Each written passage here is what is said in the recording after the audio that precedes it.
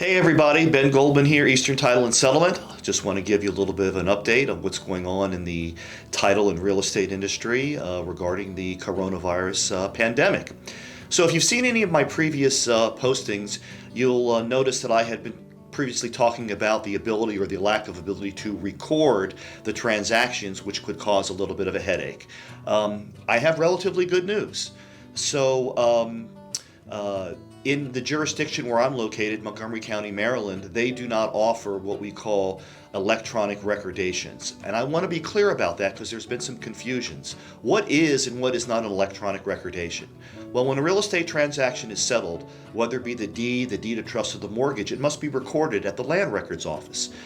Any jurisdiction that's offering an electronic registration or recordation, it doesn't mean that it gets recorded electronically. All it means is we have the ability to submit it electronically. There still must be a live body on the other end at the clerk's office or at the recorder's office who's going to acknowledge it and record it.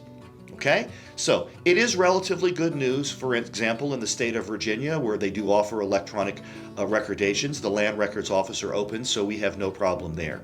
We were anticipating a big problem here in Montgomery County because Montgomery County does not offer electronic recordations. The documents have to be physically delivered to the courthouse. And a few days ago, they shut the courthouse down. Well, thanks to some lobbying by some certain organizations, they decided that the land records office is an actual essential business, so it is opened back up, and Montgomery County has made some provisions.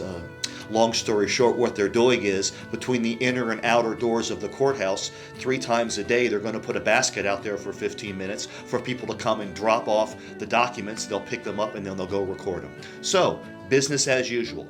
The only jurisdiction where we are going to have an issue right now is going to be Baltimore City. Baltimore City, the clerk's office is closed. They must be physically delivered there. We are delivering them there.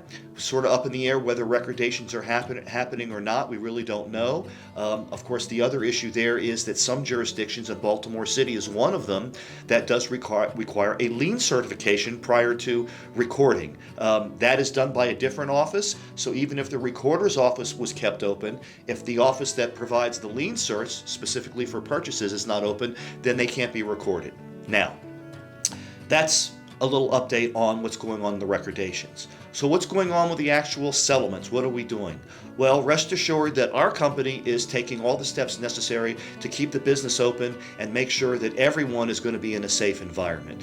To that extent, I just want to show you a little form right here. This is a form which is generated by the National Notary Association, and we're administering these policies. And essentially what we're doing is this.